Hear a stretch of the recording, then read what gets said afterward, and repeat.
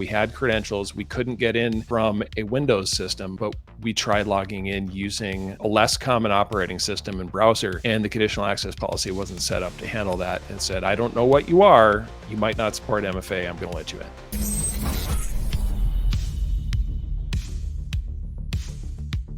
All right, folks, welcome to another fantastic SIEGECAST. I'm the host here. My name is Tim Medin. I am the CEO and founder of Red Siege. With me, I have Justin Polk, one of our fantastic senior security consultants. He's got a background in the offensive and some of the defensive side, going to give us some great perspective. Also, Mike Saunders, principal consultant. He, too, been in the pen testing space for quite a while, but has the experience in that defensive space. And when we work in this space, we very much have to work with the defenders here. So with that, let's get into the show here. We're going to talk through be your own enemy. Screw that up. Way to go. Be your enemy. We're going to talk through some tips and tricks that you as a blue defensive person, whatever you want to call yourself, even a sysadmin, can use to identify issues in your environment and hopefully get rid of them before the real bad guys find them. You're going to use the same sort of offensive tools that we use. So we're going to walk through that. More than happy to discuss. If you want to do any of the discussion afterwards, feel free to check us out in our Discord channel to continue the conversation, redsiege.com/Discord. Also, these slides will be available, redsiege.com-be your enemy. You can see that on the slides right here. Wrong button. There we go. So I find that the best pen testers, red teamers, whatever you want to call us, often start on the blue, on the defensive side, or even sysadmin side. And that's because they understand these systems when they're trying to break them. And they also understand the complexities when trying to resolve these issues. Really helps make a well-balanced pen tester, a well-balanced breakfast, if you will, for your offensive career. But this is very valuable. These are very valuable tools and techniques to use to secure your own organization, and you don't have to bring in any sort of consultants to do these kinds of things. In fact, the red team's not really that special. Now, I say this as a very offensive person. I've got offensive people here with me as well, in both senses of the word. But our goal as red teamers, as offensive people, is to make the defense better. And frankly, if we fail at that job, we have failed at our sole task here. We're on the same side. We're working together. And I've seen this, unfortunately, from time to time when it comes into the offensive, where sometimes the blue teamers, the defenders, they look at a pen test as kind of an adversarial scenario. And it shouldn't be, because we're on the same side, keeping the bad guys out. And we're going to walk you through, as I said, some of the tools that you can use. You can run these in your organization to identify these issues and close those holes before the bad guys do. I'm going to turn it over to Justin here at the top. Justin, do you have any comments, any thoughts? Yeah, I mean, it's just a lot of security issues. You know, you're going to run into things as a sysadmin, and you know how the system's set up, you know how it's configured. The other thing is, how is a bad sysadmin going to take shortcuts? And a lot of the time, those are the things that we're looking for as attackers. We're looking for the place where someone, did something sloppy or did something quick and easy rather than, fixing it the right way. And that leaves a crack we can get in through. So having that experience, and also knowing how the systems are supposed to work, as opposed to what we're often doing, which is making them work in a way that maybe they weren't quite intended, that can also give you an advantage when you're coming over to the red side. Yeah, and I'll turn over to Mike here in just a second. Mike, what's your perspective on this? What's your take on this?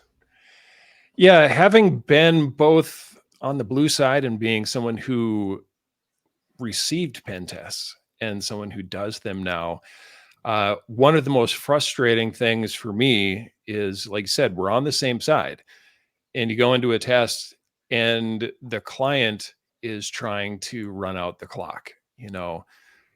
These aren't cheap tests. You're paying good money for this, and then you're like, if you just needed a checkbox, there's people out there that will give you a checkbox that said you had a pen test done really, really cheaply.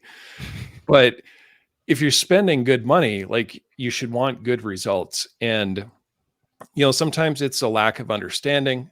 Sometimes it's mistrust because they've had bad organizations in the past to do tests for them. And we've seen that and talked with clients where they're very distrustful because they got really burned before. So it's trying to, from our side, come in and be, we're on the same side. How can I help you? Like, I want you to be better. And as someone who's received them, just trying to remember that, they're going to call our baby ugly sometimes. And that's okay. Like, they're just trying to make it better, but to not take it personally. Yep.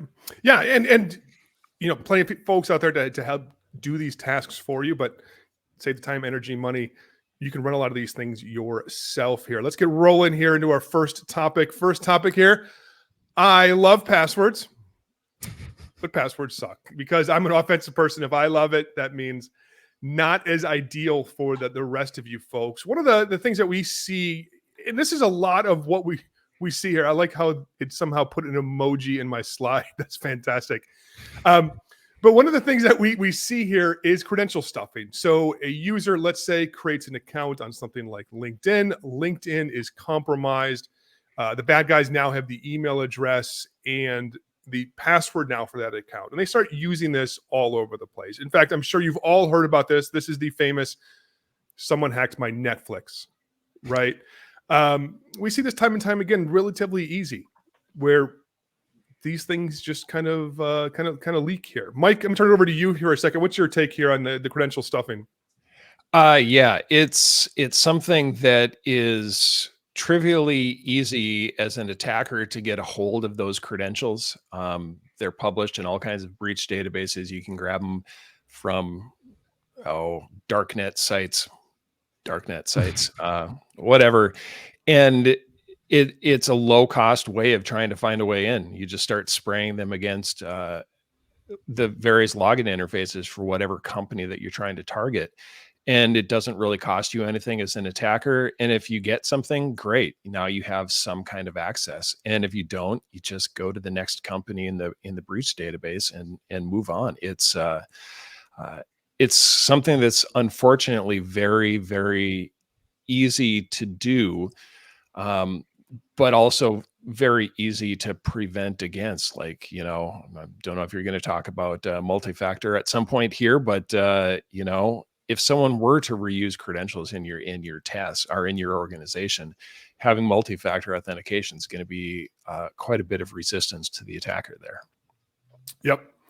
Yeah. So, and there's plenty of different ways where we can try to identify this issue. One, you could try to some of the dark web monitoring services. Another way is just crack your own hashes. See what hashes inside the organization violate some very common policies, very common schemes. We see things like the season and year because everyone has to change their password every 90 days. And in life, the only thing that changes every 90 days, the season. This time of year, football teams are a big one because football season is kicking off. No pun intended there. And so we see some of these schemes here. So it's good for you to identify these because as an attacker, this is some of what I'm going to do, right? And Justin, what are some of the different ways that we can attack some of these schemes inside the network, just the way the real attacker would? I mean, so if we're inside a network, we're probably going to be doing password spraying as opposed to password stuffing. And that's just going to be, we're going to get a list of all the users. We're going to take one password and we're going to try it with every single user that we find. We'll wait again, till after the lockout observation window is passed, and then we'll do it again with a different password. Given a large enough organization and enough time, most of the time we're going to find something. Just because it's a numbers game. Now, if you've got some really strict password requirements, you might not find it, but a lot of these passwords, it's pretty easy to generate them in a way that will pass the password requirements, but still be easy for the users to remember and be based on a common pattern. I mean, other ways we can do it, we can, there are ways to pull hashes off the net. I think we're going to get into that a little more later, and we can try and crack the hashes off of those. And then we can also, if we've gotten far enough in, we can try and just dump the hashes off of the domain controller, take those offline, and just start running hashcat against them. Yeah, and for us as the attacker, we only have a certain access level, right? We don't have that access. So what we're going to have to do is do the password guessing. Of course, there's always risk of lockout. Now, for you as an internal person, you can grab those password hashes and perform that audit yourself, perform that cracking yourself here. Try things like the season and year. Try the company name followed by digits. We see people sometimes when they have a longer password requirement, they just fill the end of the password with exclamation points because, well, it's a special character. Favorite special character because it's the top left key on the keyboard here, right? So we can get those hashes. Now, when you extract those hashes, we have to be careful with this. I've seen a network share where presumably some sort of admin did this and left them behind. Clean it up, or even better, put it in a different spot. Not a great spot to do this kind of thing. So once we have those hashes, we can crack with something like hashcat. I'm going to turn over to Mike here. Mike, how can we use hashcat here to crack some of these passwords? Right. So you have hashcat, you've got your hashes that you've extracted from the domain controller, and then you have some kind of word list, whether that's RockU, the various have I been pwned lists that are out there. There's a lot of good password lists. You can even build your own based off of things like the company name and various phrases that you find on the company website. And then you run hashcat. You've got -M1000. M1000 is the mode for NTLM hashes. And then A0 is just the straight up word list attack mode. And run the attack against that. That's going to give you your simple, no rules, no permutations, trying to see, are there any of the passwords in the domain that match the source word list? So if password 123 is in the word list and someone's using that, you're going to recover that very quickly. Cracking NTLM hashes is something that can be done very quickly on not very high-end hardware. And then if you want to get a little more complex with it, you can start using some rules to see, okay, we don't have this banned word or this simple phrase, but someone's changed it. They've made a simple permutation. They've changed an A into an @ symbol. They've changed an E into a 3, things like that. Yeah, we don't have all the space on this particular slide to show the various options, but the rules are fantastic because everybody knows take an A and change it to a @ symbol, right? And plenty of other changes like this. We can definitely go into to more of this in a future presentation here. And user accounts are interesting to attack with the password guessing for an attacker, but there's a protection mechanism built in with the account lockout. So a real attacker can only try so many times before locking out. Now with Kerberoasting, my baby, there is no such thing as lockout. So what we do is we request a ticket, and then we can offline crack that ticket, and we could spend weeks, months, years, frankly, cracking those kinds of passwords here in order to recover those. And they're very often for very privileged accounts, service accounts, things like SQL servers. And we've seen sometimes where it's a domain admin in here as well. Here's Invoke Kerberos, one of the fantastic tools that are out here. PowerShell script, plenty of other tools.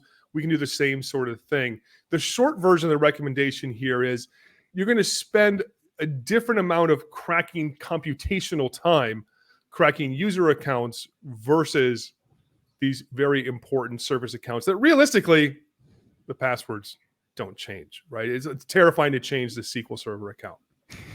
So with that, we talked a little bit. We led up to the MFA discussion a little bit. Let's jump into some MFA.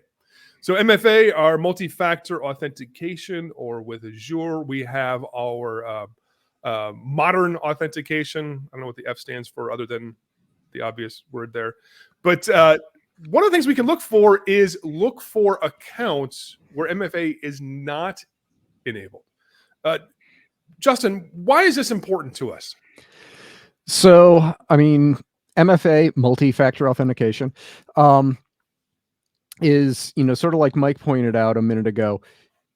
Username and password is a single factor. If somebody compromises the password, now they've got control of that account. Multi-factor authentication, even if we crack the password or guess it, there's something else we need to be able to log in. That might be a code that is sent to you via email or SMS. It might be a push notification from, your Microsoft Authenticator app or Duo or something. It might be a one-time password code that, is being generated by Google Authenticator or your 1Pass password manager or something. And until you get that second factor, you can't log into those accounts. So if we go through and identify who doesn't have multi-factor authentication enabled, we can concentrate our resources there, and we're much more likely to actually get into the environment than if we spend a lot of time going after people who have MFA enabled, because even if we get their password, we've got a whole other different set of hoops to jump through to actually finally log in and get access to that account. Yep, exactly. Yeah, it's super important because now that extra layer of protection just doesn't work. I'm going to come back to this slide in just a second here. But sometimes we even see, even with accounts where MFA is enabled, sometimes there are certain systems where it doesn't work. Like you can't MFA into maybe a Linux system or some kind of vendor-controlled system where you can't install other agents or services. And we, the attackers, are looking for those weak spots. And you can too. We'll talk a little bit about MFA sweep. Mike, how do we use MFA sweep here in this kind of a situation as a defender to find these issues before the bad guys find it? Yeah, so with MFA sweep, what it's doing is looking at a bunch of different authentication interfaces that exist within the Microsoft ecosystem. So you've got your traditional portal that you're logging into, but you also have things like the Graph API and various other things that you can authenticate to as a user within the Microsoft ecosystem. And MFA sweep will take a username and a password, and then it will try to authenticate against all of those different interfaces to see if MFA is required. And it's really simple to run. You probably want to run it, depending on how you have your conditional access policies set up. You may need to run it from a machine outside the organization. Sometimes you have your conditional access policies set up that if you're coming from within a trusted IP like the corporate network, don't require MFA. So if that's the case, you need to run it from outside the organization. But once you run it, it just hits every one of those interfaces and tells you really quickly whether or not MFA is required. One thing it might not do, I'm not 100% on this though, speaking of conditional access policies, is you may require MFA if I'm coming from a Chrome or an Edge or Firefox browser on a Windows system. But do you have conditional access policies set up to require MFA if I'm coming from the Iceweasel browser on Kali? That is something that we have found before where we had credentials. We couldn't get in from a Windows system, but we tried logging in using basically a less common operating system and browser, and the conditional access policy wasn't set up to handle that and said, I don't know what you are. You might not support MFA. I'm going to let you in. Yeah, that's a great point, because sometimes those systems are allowed. They say, if I can't figure out what this is, they fail to the situation where it's easier for the attacker. So super important to test for that yourself. Find these issues, get them remediated before the bad guys do. So realistically, ideally, you just disable this last policy that just says, yeah, let's fail safe. You fail harder. Do a little bit of auditing first. Make sure that you don't have too many people using, for example, weird browsers. We're very likely to have some of those systems, as we talked about, where the MFA is just simply not going to work here.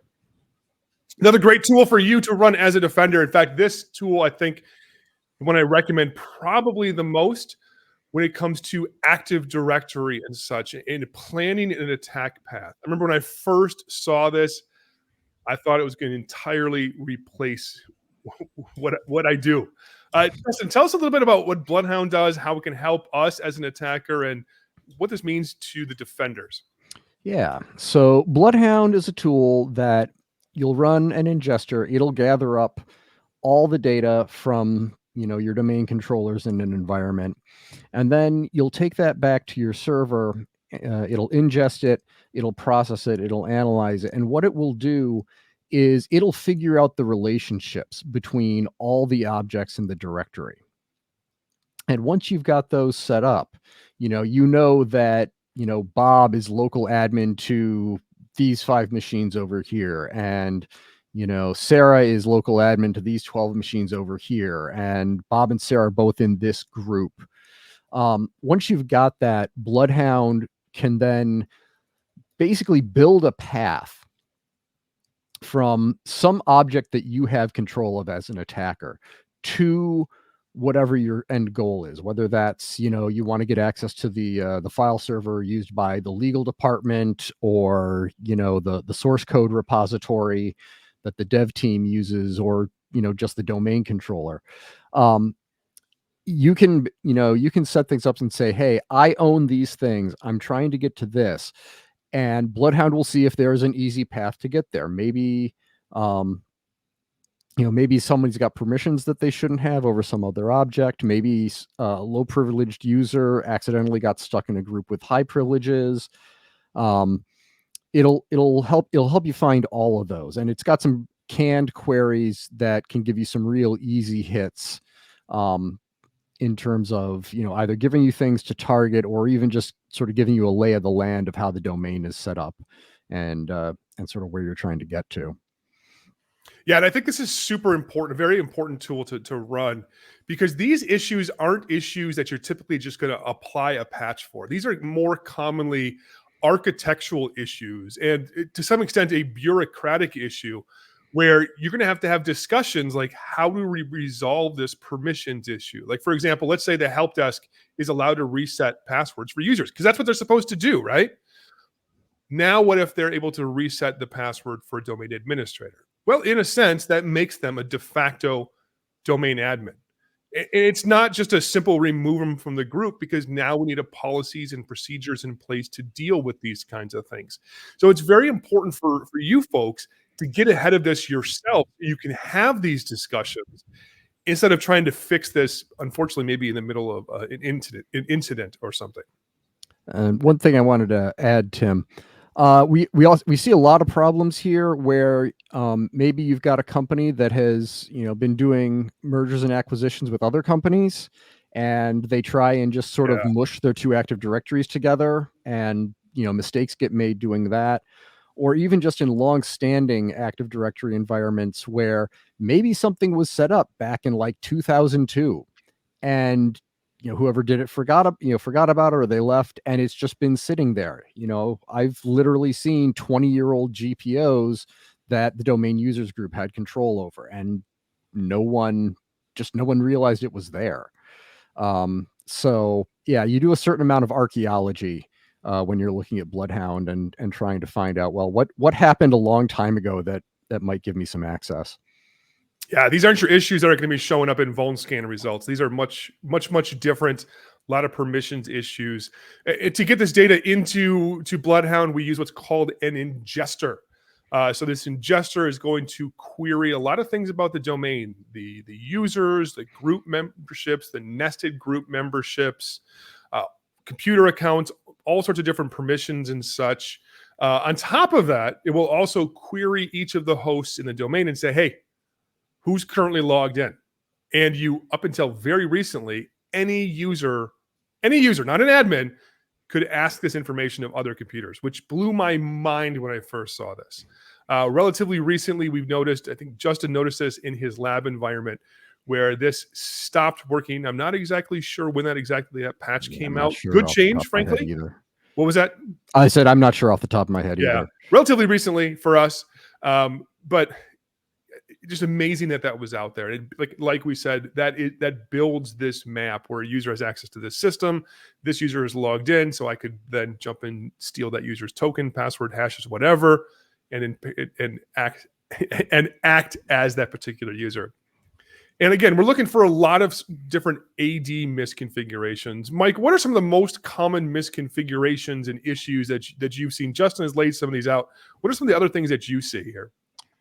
Yeah, so we've seen quite a few odd things, like how did this happen?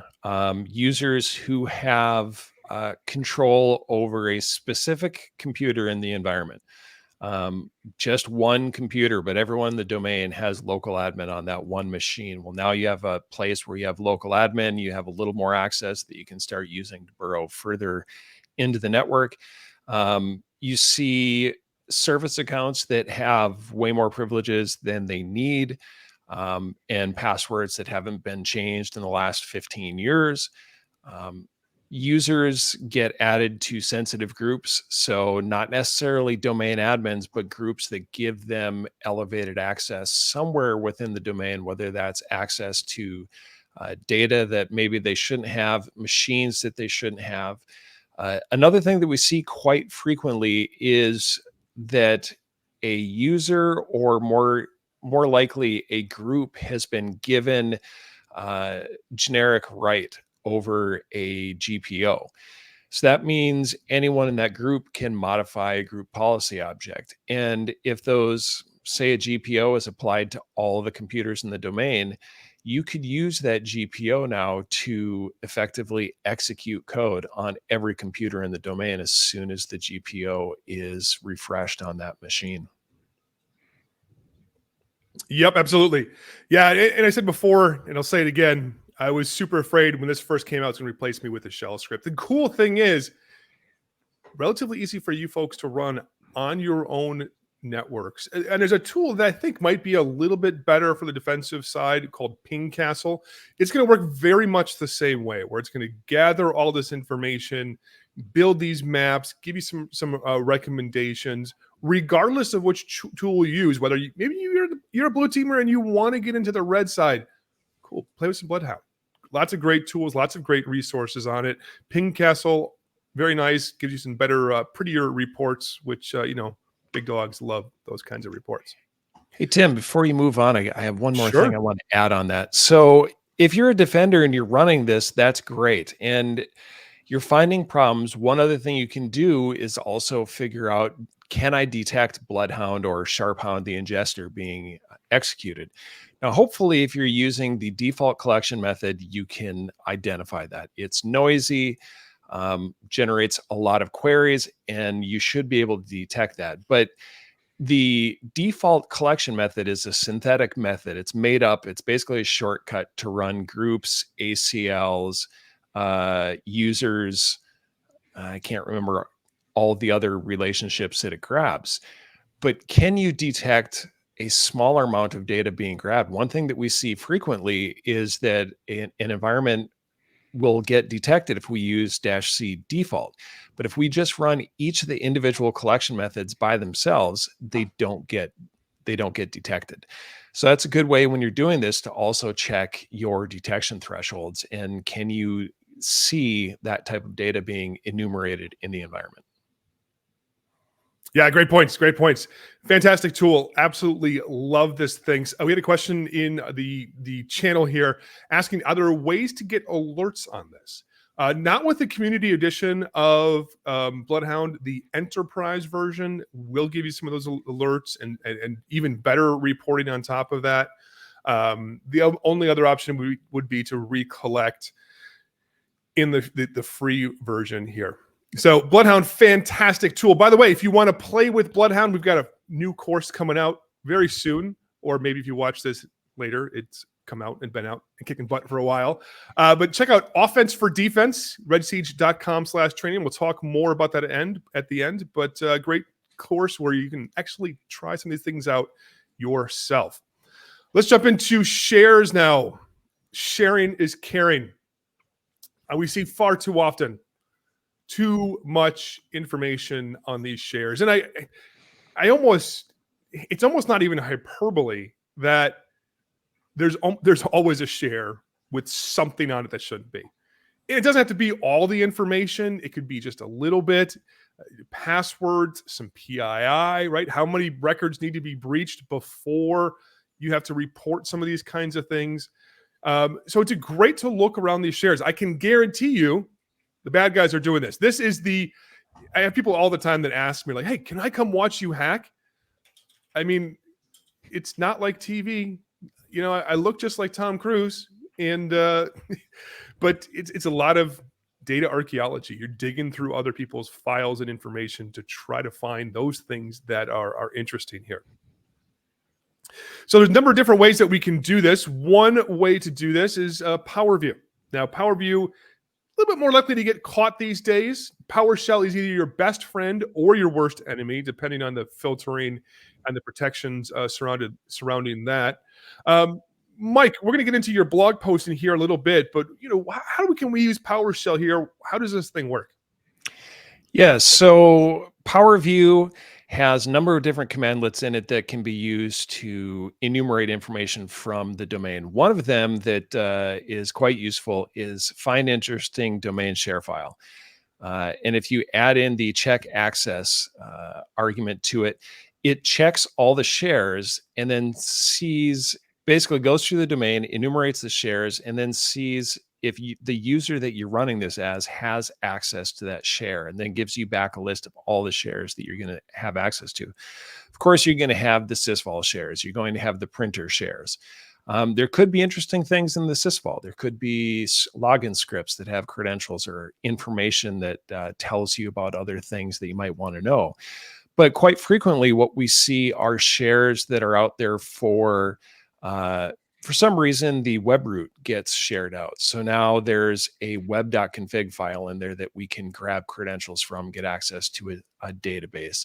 We look at .NET application configuration files. So you'll have like something.exe, and then you'll see something.exe.config. And that sometimes those .configs contain credentials in them as well.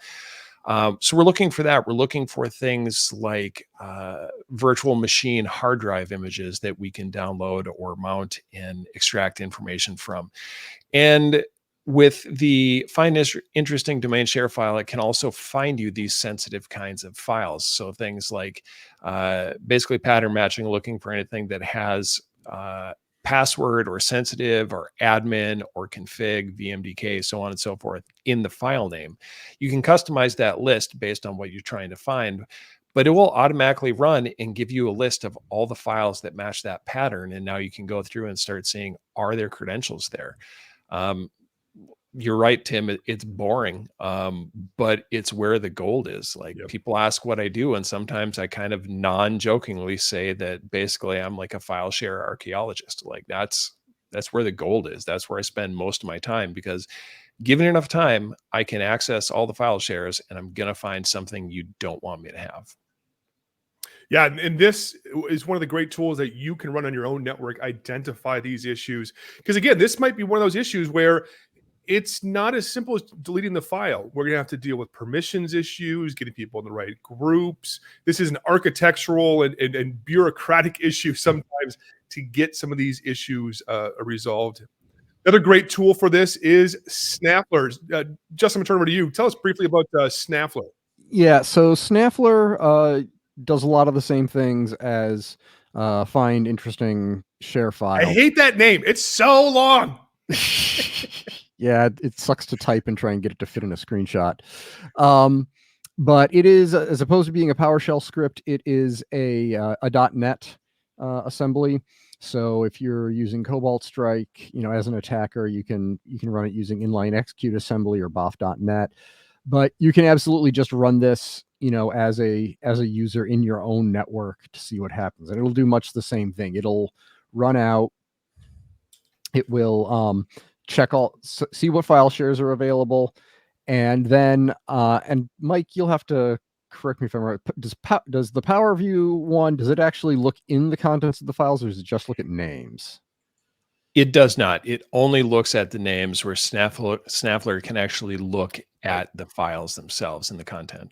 Yeah, so Snaffler will in fact download the files. It's got rules for identifying, specific strings like database connection strings or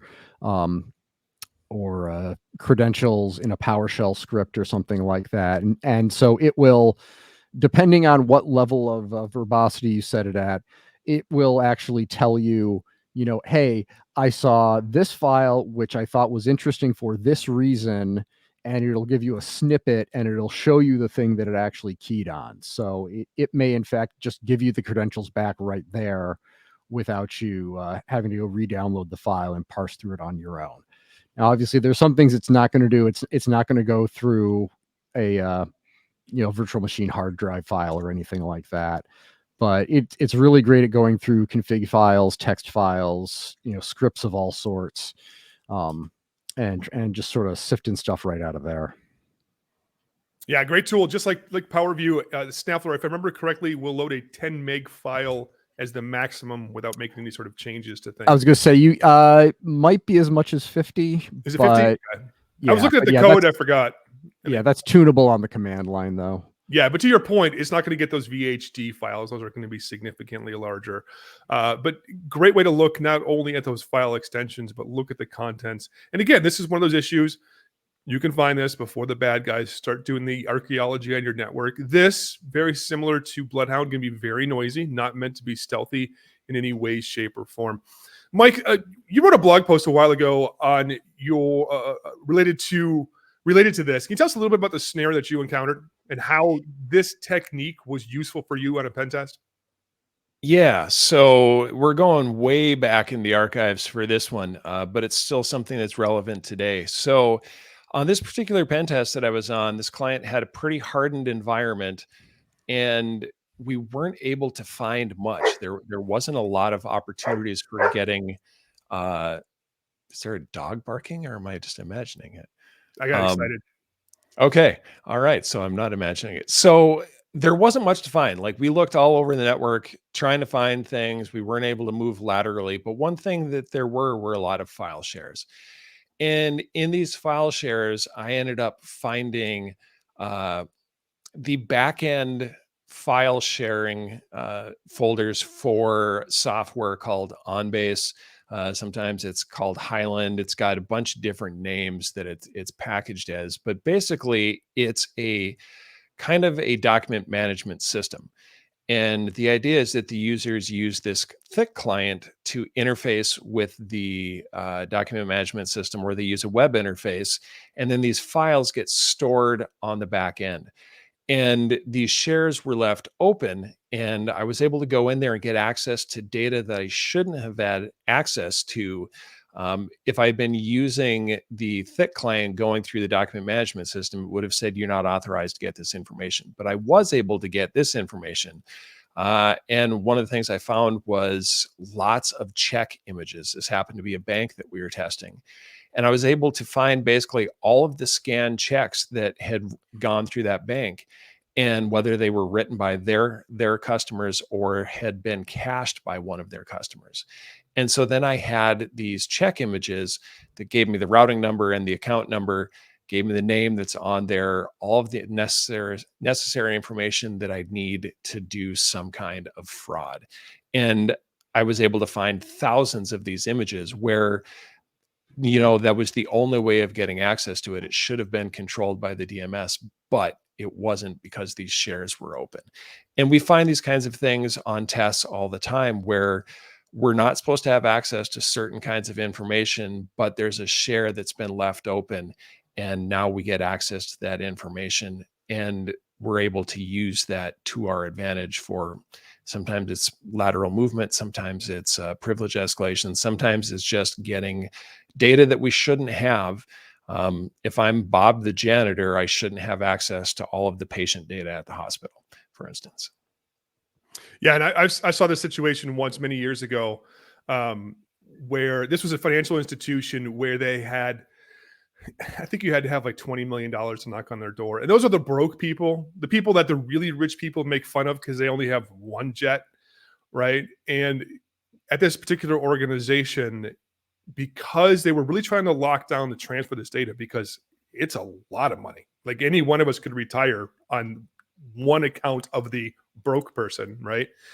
And the users were having such a hard time. They rather ingeniously, not securely, but rather ingeniously, they set up their own file shares on their computers. And of course, They didn't set the permissions correctly.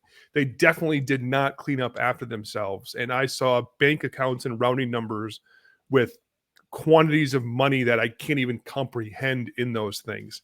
And imagine at an organization like that, if just a single one of those counts is breached and it ends up in the news, that place is done, out of business.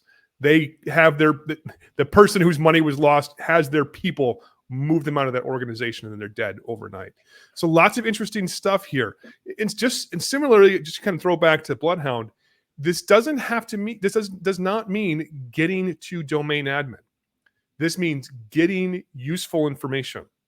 So it could be just direct access to whatever intellectual property, PII, PHI, whatever it might be. Of course, elevated access is always nice here. So the things we want to do here, definitely want to make sure we clean some of this up. Look for these things up front. Again, some of this might be a political issue of some sorts. It's not as simple as just applying a patch to fix these kinds of things. Other bonuses, and I believe Quincy mentioned this in the chat here, you could set up honey files or honey shares. These are files and share locations which a user should not be accessing. So, and they'll look really juicy. And if an attacker attempts to access this, you can identify the attacker. So we love those detection capabilities here, as well as preventing these kind of things in the first place. Let's get into one of my favorite topics, Active Directory Certificate Services. And I said it right the first time, ADCS. Everything I learned about ADCS was, well, from the two gentlemen here on the call here. Mike, what is, actually, let me throw it over to Justin here first. Justin, what is ADCS and how are people using this inside their organizations? So ADCS is Microsoft's basically built-in PKI service. You can set up a certificate authority. You can set up a chain of certificate authorities with a root and intermediaries, and then issue certificates for all sorts of purposes in the organization. It could be for code signing, could be for authentication. This could also be issuing your certificates for TLS connections on internal web servers. But it's something a lot of organizations use, and a lot of them don't necessarily think about how they're securing it. So SpectreOps a few years ago identified a lot of interesting misconfigurations in ADCS that could be used to jump someone from domain user all the way up to DA in a single jump. I mean, when this first came out, it was literally the easy button for a 5-minute domain takeover. Yeah, I remember when I first heard about this, I didn't think, I was like, how many people are going to have this misconfiguration? Like I just didn't comprehend that so many folks would have these kinds of issues. Justin, I'll throw it to you back to you first here. Like, what's one of the most common ones? What can you get from some of these the various attacks? And there's a lot of them. I think there's almost a dozen different escalations. Yeah, there's 12 or 13 at this point, I think. Yeah, and there's different thefts and persists and all sorts of stuff. Justin, go ahead. Yeah, so I mean the Privesc ones or the access ones are the ESC and a number. So ESC 8 through like ESC 12 or 13 at this point. The two most common ones we probably see are ESC 1, which is a misconfiguration that literally just a regular user can go to the certificate authority, request a certificate, say, oh, by the way, can you also make this certificate valid for some other user in the domain? And stick on a DA account in there. And the certificate authority, without checking with any third parties, will say, sure, here you go. Now you've got a client authentication ticket or certificate that you can use to log on to a domain controller or any other box in the network. ESC 8 is when the CA has web enrollment enabled. And so there it's a relaying game at that point. It's, looking for somebody with elevated credentials who's making a request or coercing someone into making a request to a box you control, and then relaying that over to the CA and using it to request a certificate in the name of whoever's data you relayed. They've also got, and I'm not nearly as familiar with these, the theft, persist, and depersist, but there are ways you can basically bake yourself into the environment. I think one of them is that you can generate kind of like a golden certificate, or if you steal the CA key, then you can just start signing certificates, and that doesn't go away until the root certificate and root key get reset. So. Yeah. And there's these aren't, again, your sort of traditional bugs, if you will. These are misconfigurations. Again, not a thing until relatively recently. I think they started adding, or I know for a fact, they started adding this to the vulnerability scanners. But these end up being, again, we had one recently where it was kind of a political issue. Mike, how do these things happen? Where do they come from? That is a great question. How they happen, where they come from. Sometimes they happen on purpose. They get configured because, hey, we need users to be able to request a certificate to get access to something. What they don't realize is that box that allows you to specify the SAN, the subject alternate name, that now allows you to impersonate someone else. So someone has to set it up, but doesn't know enough about the technology, and that never happens right? But they have to set it up, and they've set it up and not realized that checkbox that they checked or unchecked has very serious ramifications. We have seen instances where clients have sworn, yeah, we had this problem. We had ESC1. We fixed it after the pen test last year. And we come in and we're like, are you sure? Because it's there again. And they swear they haven't made a change, but they've since updated the software. And that software went out and made a change to that particular configuration. Those kinds of things happen very frequently. Sometimes it's required by your software that you have to have a CA and has to be able to enroll certificates, but the vendor hasn't configured it correctly.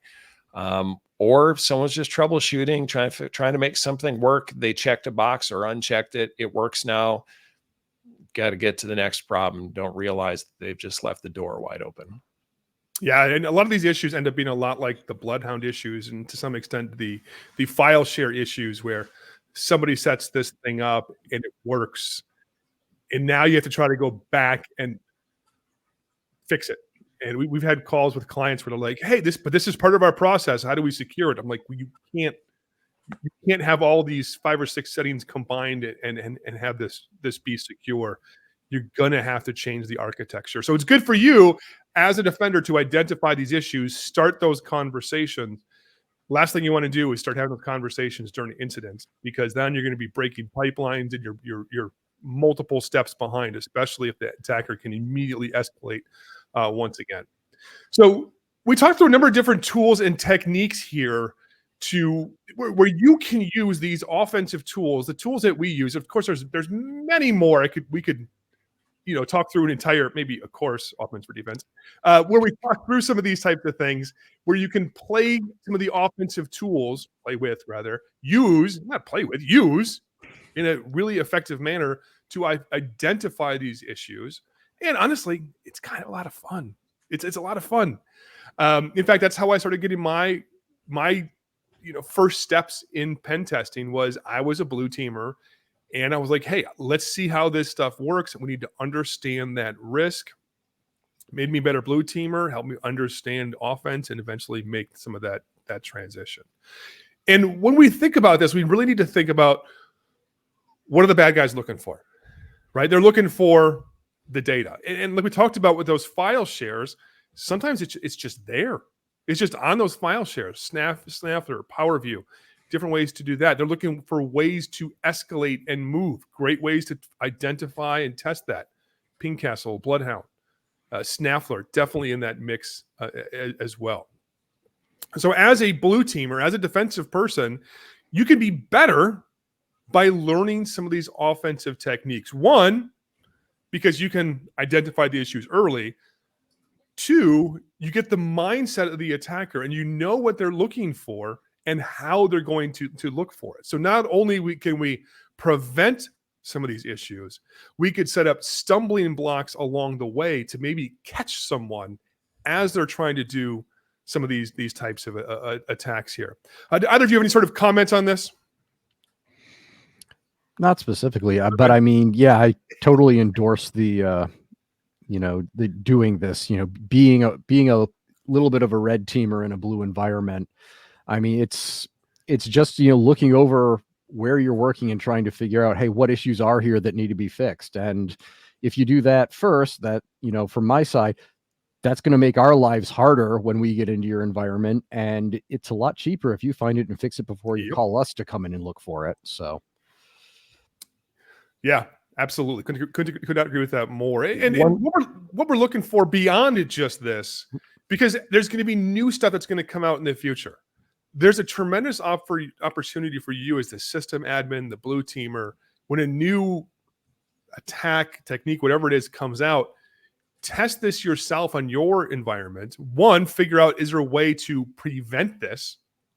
Two, is there a way to detect as well? Because it's even better if I can stop the attack and identify when the attack is going. One, I prevented worse things from happening. And then two, I could kick off my incident response process and prevent further incursion, further lateral movement, whatever, inside the organization here. And the goal with this, and frankly, all of these things, it's never 100%. In far too often in security, if something isn't perfect, we like to just throw it away and say, yeah, whatever, it's not good enough, it's not perfect. Yeah, but the layers here, think of like layering Swiss cheese. You get enough layers of that Swiss cheese. Yes, you've got big holes, but they start to misalign, and it gives the attacker more opportunity to bump into things and get caught along the way. Right. And we've seen some organizations implement some of these things themselves, run some of these tools themselves, add some of these protections, add the alerting. Mike, do you have a comment on, how does it change their security program when they start taking this approach of running these and other tools themselves to shut some of this stuff down and add those detections? I mean, it's really, like the joke about like, you don't have to be able to outrun a bear. You just have to be able to outrun your hiking buddy. Like that's true to some extent. For the opportunistic attackers, you just need to put up enough resistance that it's not worth focusing on you so that they go to somewhere else. A target attacker who wants to get into you, that's a different story. But just increasing the resistance, making it harder for the attacker to get in and establish persistence, move laterally, escalate privileges. The harder that is to do, the more likely that they're going to move on somewhere else unless you have something specifically that they want. A lot of these tools are easy, very easy to run, don't require,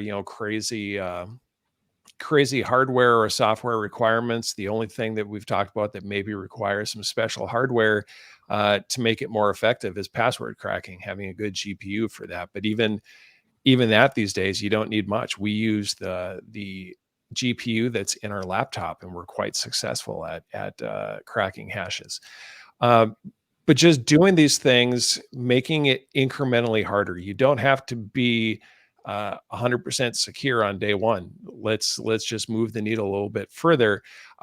One thing I will say, we're saying blue teamers, definitely go ahead and test your organization. Make sure you're secure. Make sure you're authorized to do it. We're able to do what we do because we have a contract that says, hey, we want you to come in and do this. Otherwise, what we're doing many times is criminal activity. If you do not get authorization to run these tools before you do, that may turn out badly for you. Yeah, it's usually much easier for the internal person to get that kind of approval there. But not to mention, Mike mentioned the preventing the attack, but slow the attacker down. The longer they take inside the organization too, the more likely, the more opportunity you have to catch those folks. Justin, I'll throw it back for you. Any sort of final thoughts on all of this? Yeah, I mean, I guess just, doing this, running these tools, it will also help you shift your defense from a purely reactive mode to one that is being proactive. Yes. You're taking more control of the terrain before anybody gets in there. And even that shift can just be a good feeling if you've been stuck in a really reactive place for a while. Yeah, great point. So we've gone through a number of different tools and techniques here where you can hack yourself. We've got a brand new course that's out, Offense for Defense. Myself, Jason Downey. If you haven't met him, he's the nicest little guy that you've ever met. But he's a social engineer, so he'll trick you into liking him. No, fantastic. We're going to Offense for Defense. We've got 2 days where we're going to go through things like this. We've got hands-on associated with this and these tools and many other tools in here as well. We've got the Red Team Tactics, great tool for some of the red team. We've got initial access for getting that, initial access. Also, feel free to contact us if you've got any questions about pen testing, web, internal, external, red, mobile, purple, and very soon here we should have some of the governance pieces as well. So with that, folks, I want to thank all of you for coming out. Those of you at home, thank you for watching. Again, if you want to contact us, feel free to jump in our Discord, redsiege.com/Discord, and ask questions. Keep the conversation going. You get answers from the fine gentlemen on here, as well as many others who are in our Discord channel. Feel free to email us, contact@redsiege.com, or heck, email me directly, tim@redsiege.com. We're on the tweeters, X, whatever it's called these days, LinkedIn, etc. But thank you all for coming out, and have a good one. Keep your stick on the ice.